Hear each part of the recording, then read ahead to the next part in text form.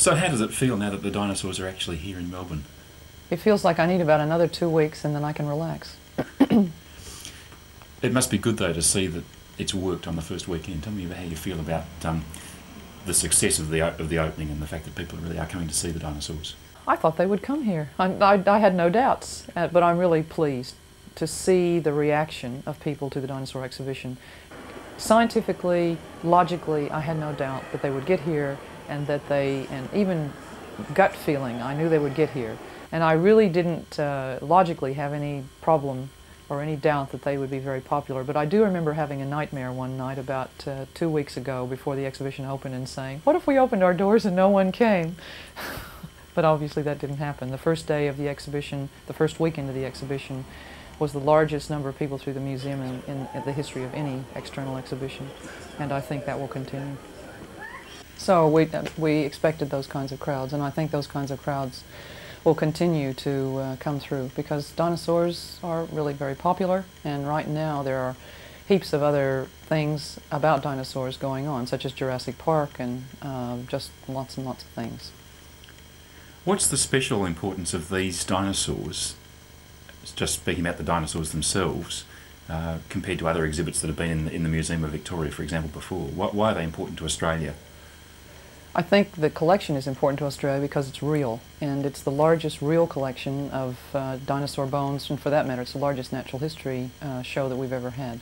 The fact that they're real, that people can go in and actually see these bones, they're not modeled up, they're not recreations of what somebody thinks things might have been, but they're actually real bones of real animals that existed, that have been excavated over the last 100 years, and that reality, I think, is what makes it very special. Now, the dinosaurs obviously are very popular in their own right, but there's this whole other group, the mammal-like reptiles, that have never actually achieved the same notoriety. Why is that, do you think? I don't really know, because mammal-like reptiles have the whole same variety of lifestyles and big teeth and small teeth and horrible faces and wonderful faces that the dinosaurs have. The only thing perhaps that they lack is the size. It's a question that I often ask myself, because if you look at the mammal-like reptiles, they have the same sorts of varieties of teeth and shapes and very terrible looking ones, very gentle looking ones as the dinosaurs do. But perhaps the key to it is that none of them got quite as large. None of them ever got quite as large as something like Tarbosaurus, this Tyrannosaurus-like animal that we have in the exhibition. None of them got quite as large as some of the great big duck-billed dinosaurs. So size may have something to do with it. And none perhaps look quite as fierce as Tarbosaurus. My feeling about why dinosaurs are so popular is that there are some of them that really get very large, some of them that get very, very mean looking, and yet they're extinct and they can't bother people, so that they cause kids and adults alike to use their imagination, and yet they're safe, absolutely safe, until Jurassic Park came along, of course. It's obviously nice timing to tie this exhibition, the travelling exhibition, with the release of a major movie on dinosaurs. Yes. This will clearly carry over right through the season, though, beyond the term of Jurassic Park. This must be very useful for the Russians. It's useful for everyone, and it wasn't planned. This is the thing that's quite interesting. Many people have asked me about this, but it certainly wasn't something that was planned. It came about just by coincidence. What I find very interesting is that the two complement each other very well. You can actually see the skeletons in the Great Russian Dinosaurs Exhibition, and you can go and then get the best state-of-the-art reconstruction of those animals as they were alive in Jurassic Park. And it's not just reconstructions done by Spielberg alone. He's had very close contacts with paleontologists like Jack Horner, so that his reconstructions are done as accurately as possible and with as much state-of-the-art computer graphics as he could get his hands on. How is it that this exhibition came together? Where did the notion for an exhibition that would travel out of Russia come from? My husband Tom and I were in Japan in August of last year, and that's a year ago. I have to emphasize that's just a year ago. We were at a conference in Kyoto, and one of our colleagues, who was a senior paleontologist in Japan, Dr. Hasegawa, said, "You must go to Tokyo." And I said, "Why should I go to Tokyo? It's a long way away from Kyoto. I'd really rather stay in Kyoto." He said, "You must go to Tokyo because there's a wonderful set of exhibitions there that you've got to see." So he packed us on the bullet train and off we went to Tokyo. When we got there, I was absolutely convinced I should have gone to Tokyo because there was an exhibition from Inner Mongolia, from China, and there was another exhibition from Russia, which had the most fantastic specimens I've ever seen in my entire life, outside of the American Museum in New York, and also the Tyrrell Museum in Canada. And at that moment I decided, yes, we really would like to have this in Australia. So when I got back to the International Geological Congress in Kyoto, I had a coffee with Alexei Rozanov, who is the director of the Institute of Paleontology, and I said, we must have this in Australia if it's at all possible. And he agreed. And so two scientists were speaking to one another. We knew what we were asking for. We knew that these specimens were very special, but we also were both very interested in sharing them and getting a great deal of educational knowledge out of the collections. And I think it's because of that mutual feeling of the educational value of material, and of scientists actually having a major role in planning and in taking care of exhibitions and in exporting exhibitions that it came to be. He trusted us, we trusted him. We knew the significance of the material, and he knew we would value it and take care of it. So that's how it got started. You've tried to do it in a different way to some of the so-called blockbuster exhibitions, and you've tried to do this one economically, and yet without sacrificing quality. What's the theory behind that? The philosophy behind it is that for most of the very large exhibitions that come to Australia, they are only able to go to some of the larger museums. And one of the things we wanted to see happen in Australia was that some of the smaller population centres, such as Darwin and Adelaide and Perth, were able to partake in this exhibition. We knew that they weren't able to support to come up with large quantities of money to support an exhibition like that. And so the philosophy was to get the exhibition to Australia as economically as possible. And also philosophically, I really don't believe in charging large quantities of money for an exhibition or for a catalog or for any of the material that go along with it, simply because these are for the people. They really are for the whole population of Australia. They're not for a select few people that can afford to go and pay large quantities of money for either of those things. What are the differences between the kinds of material that's come from Russia and the Australian material? I'm thinking in the sense of the difficulty of extracting the material. You've obviously had 10 years' work at Dinosaur Cove to produce almost a handful of material, maybe a couple of handfuls, and yet there's these huge complete skeletons. Just tell me a bit about why that difference exists. Well, the difference exists for a number of reasons. One, and the most important one, is that we just don't have much area of outcrop, of exposure, of rocks that are the right age to produce large quantities of dinosaurs in Australia. The only two places that we have much potential for finding dinosaurs is in just the coastal strip along Victoria, from east of Melbourne about 100 kilometres to west of Melbourne into the Otway Ranges, again about 200 or 300 kilometres from Melbourne, and in southwestern Queensland. And that is simply because we don't have a lot of big mountain ranges in Australia that are exposed in very dry areas. Whereas if you go to Central Asia, to places like Mongolia, Kazakhstan, and so forth, you have huge mountain ranges, 14,000, 18,000 feet high, that are sitting right smack dab in the middle of a desert where their erosion is the obvious thing of the day. And so those rocks that are the right ages and that do contain bones are exposed, and people can essentially go out and prospect them. A second reason that Australia has a big problem is that it has sat very far south, very near the South Pole, from the time that dinosaurs were around until now. And because it's sat there, it's been in a very wet area. There's been lots of groundwater circulating through the sediments and then the rocks themselves. And that has leached out, it's chemically leached out much of the bone material that was in those rocks. And so even if you might have rocks exposed, such as in southwestern Queensland, that did at one time have dinosaur bones in them, the dinosaur bones have been destroyed. So our record will never be as good as it is in Central Asia or Western North America or Patagonia, because we don't have lots of area that outcrops where the rocks are exposed, and in those areas where they are exposed, they've been chemically weathered. How difficult was it originally to first of all find these Russian specimens, or the Mongolian specimens, whichever the ones they were, and to get them out and get them back to the Paleontology Institute? I think it's been done with quite a lot of effort and all sorts of political intrigue and wars and pestilence and everything like that. It's getting material out of parts of Russia 100 years ago and getting it back to Moscow was no easy task. Even working in Mongolia right after the war, when a lot of the Mongolian material was collected, it was a long, long way there.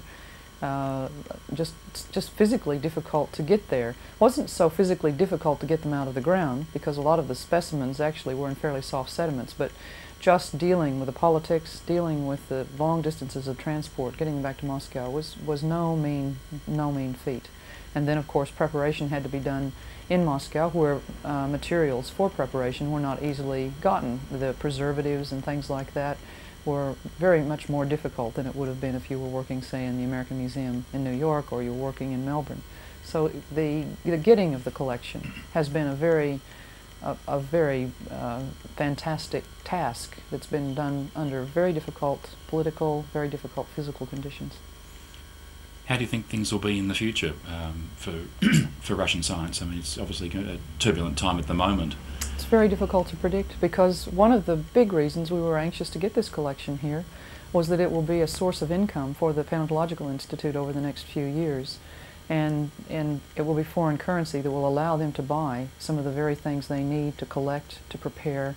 It will allow them to once again start their foreign journal subscription, which they had to cancel all foreign journals 2 years ago. They do not get any foreign journals in the Paleontological Institute in Moscow, and have not for 2 years.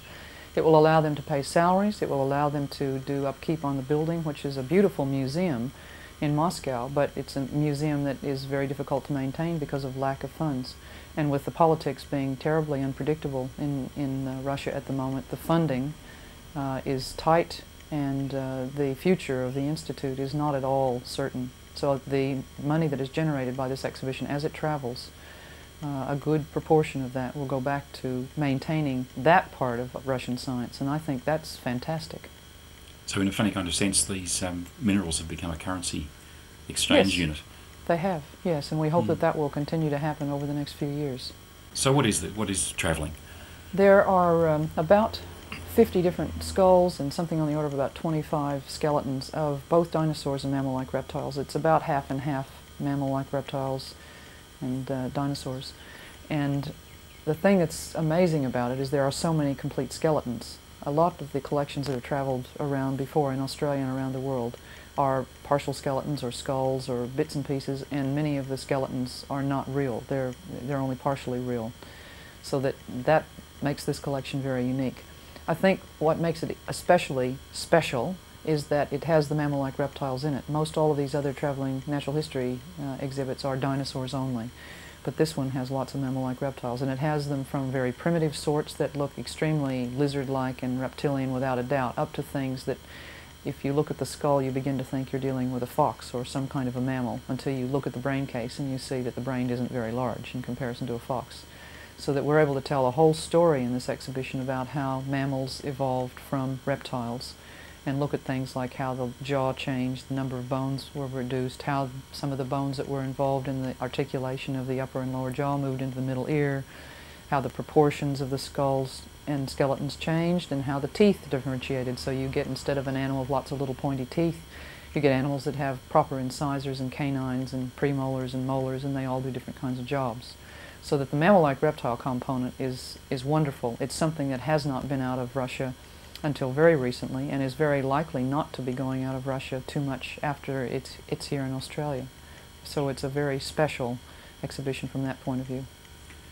There's obviously a chance for scientists in Australia now to talk firsthand with Russian scientists and vice versa. Yep. Tell me about the cultural exchange. A really important component of the exhibition is the exchange of scientists and the possibility of doing joint research and joint field programs with the Russians. At each venue there will be at least 2, probably sometimes 3 Russian scientists that will be here, and we'll be doing joint work with scientists in the museums. And we will be doing joint field trips within Australia and also within Russia. So what it will result in is that there are going to be many new discoveries made in both places, because it's putting people together that have never worked together before, and putting a whole new set of eyeballs on collections and on field locations with preconceived ideas about what they're looking for, and that always means new discoveries. The trip that you took to Moscow just before the exhibition opened in Australia, was that your first trip to Moscow? No, it was my second. I was there in 1982. What were the changes you noticed between the 2 trips? if any, between the two Moscows? Well, I felt, perhaps naively, I felt a lot safer this time in Moscow because I didn't feel like I was being constantly watched. That may have been total naivete. I felt a lot more able to move around in Moscow on my own in comparison to when I was there in '82. In '82, we weren't allowed to go into Russian scientists' homes. We had to stay in hotels, and Russian scientists would come and visit us in the hotels. Whereas at the moment, I felt like we could move back and forth between people's homes and have conversations with them without being constantly watched. I think there were more potholes in the streets in Moscow.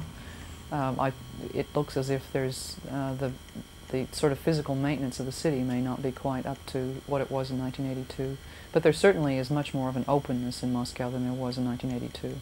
One example of the fallout from cooperative effort between research scientists, the Russians and the Australians, is Yuri Gubin, who was the first research scientist to arrive at the Museum of Victoria, was spending some of his spare time looking through the collections. And we sort of heard a whoop of interest back in the collections, and Yuri came around and had just found in one of the drawers several skulls of a labyrinthodont amphibian group. And these are things that look like big salamanders that lived 200 million years ago. And what he had found is some material that had been collected in Germany about 100 years ago, and McCoy, who was then the director of the Museum of Victoria, had bought these and brought them to Australia. They're very rare, and it seems now that 10% of the world's collection of this particular group of amphibians, that's near the ancestry of reptiles, is in the Museum of Victoria collections. We didn't realize that because no one really works on those kinds of animals. So Yuri's discovery has essentially shown something in the museum collection that's very, very valuable. And he had been trying to get to Germany, which is not very far from Moscow, but he had been trying to get to Germany several years to study these things. When he came to Australia, he found what he'd been trying to get to study, so he'll be writing a research paper on it. And I think discoveries like that are going to be made all along the way as more and more people come here, and as people go back to Russia. My husband and I are both interested in dinosaurs, and many of the dinosaurs that we've found here in Australia relate very closely to dinosaurs that occur in Central Asia. And again, for many, many years, we've been trying to get the funding to go to Moscow to spend 2 or 3 months studying the material there.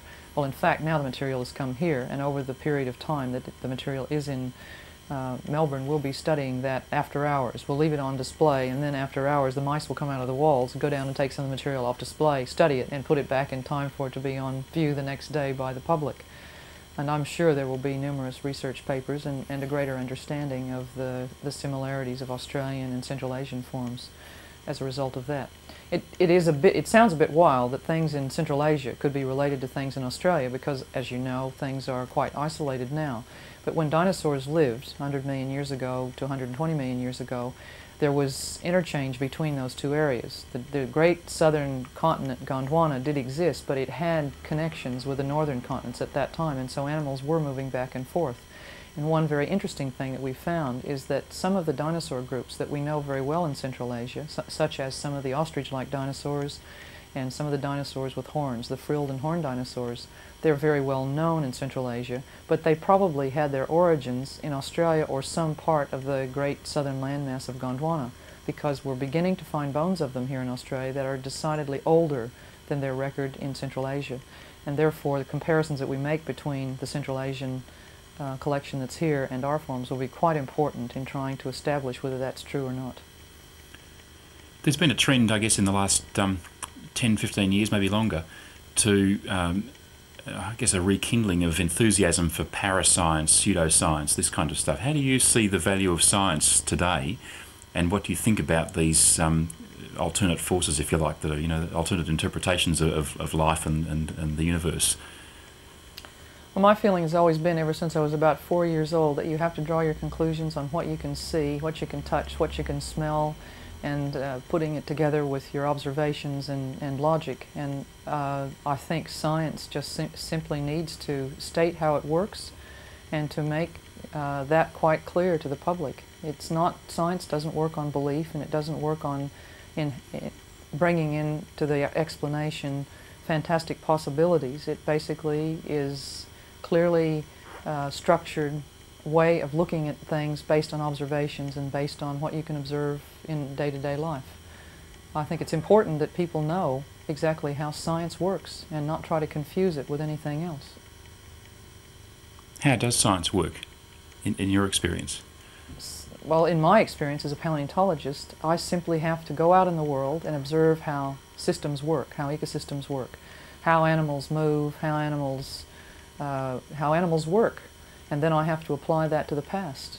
I can't see how I can do anything else. I just have to base my conclusions on what I can see and observe in the world. Sometimes you come across things in the fossil record that you don't have any modern counterparts to, and then you have to start inferring as best you can based on what you see out there in the real world, how that animal may have worked and what it may have done. But I think you always have to couch your explanations as science does, is that it's a theory about how something happened. You can't say it definitely happened this way, or it definitely didn't happen that way, or it could have happened this way. You simply have to say, I can observe this in the modern world, and therefore my conclusions about what I'm observing of the past are based entirely on what I can observe in the modern world. And that it is a theory, it's something that is a structured estimate, the best estimate you can make about something you're observing in the past. I can't see saying, I believe that this animal was purple and had green spots, because, I mean, who knows what it had. But you can say such things as the closest modern counterpart to this animal that was living under similar environmental conditions had green spots and purple polka dots. And therefore, I would suppose that would be the best estimate I could make of this animal. But I think it must be couched in those terms. You've got to define the basis for your conclusions, and also define the certainties and uncertainties in making your estimate. And that, I think, is the best that human beings can do. People who are pushing an evolutionary line, sorry, a creationist line, will sort of seize on mistakes, as they call them. You know, that they got it wrong this time. Do you want to comment on that? Science is basically a series of estimates. It's a series of ideas based on the modern world. And those estimates can be revised and changed, and if you find new evidence that suggests that perhaps that estimate was wrong, then you change your ideas. It's not because there is the ultimate fact that you're putting forward. You're basically trying to get at what really happened in the past, or you're trying to understand a certain kind of system, but there's no way in the world that you can observe everything and understand absolutely everything, at least at this stage in human existence, I don't think. And so scientific theories will change, but that should not be a criticism of the scientific method. It should be a realization that scientists are doing the best they can to estimate a very complex set of things that's going on in the world.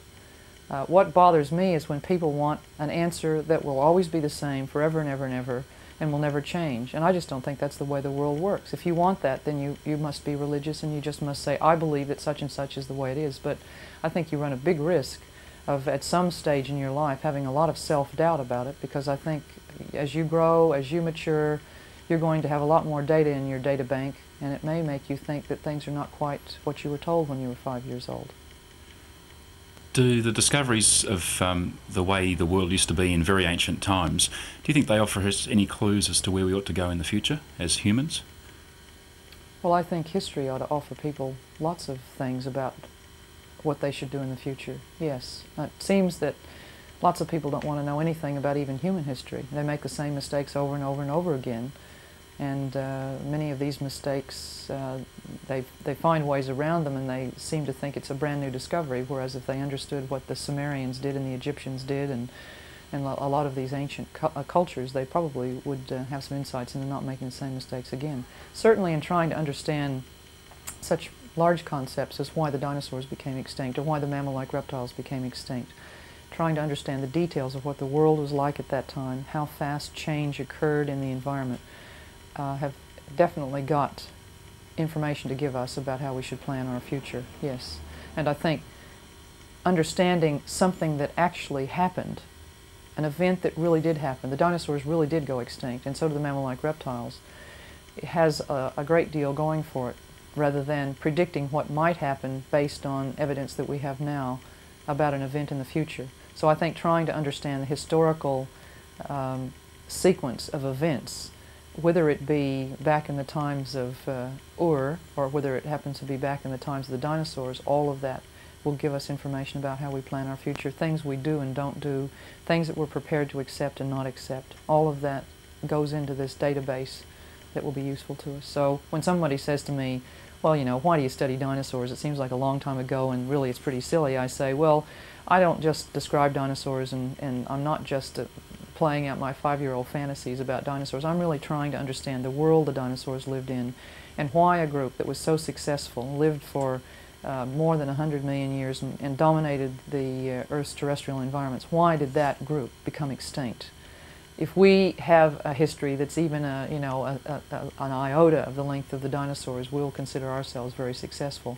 Now, why did they go extinct? How could they have prevented going extinct? Is there a way they could have prevented themselves going extinct? Those are the kinds of questions that I want to follow on in my adult childhood about dinosaurs.